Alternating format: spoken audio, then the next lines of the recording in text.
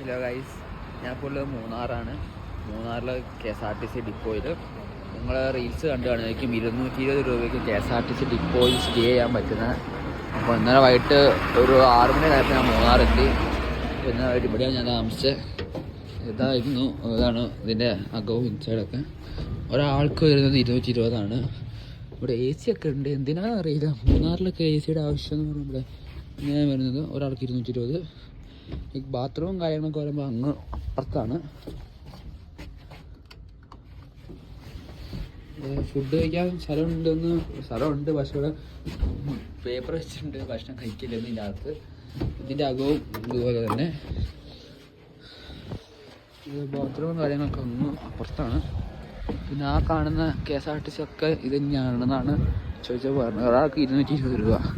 ഒരാളോ രണ്ടാളൊക്കെ ആണെങ്കിൽ പിന്നെ ലാഭമാണ്. അതായത് നമ്മളൊരു 3-4 പേരൊക്കെ ഉണ്ടെങ്കിൽ ഇതെടുക്കുന്ന നഷ്ടമാണെന്ന് ഞാൻ പറയുള്ളൂ.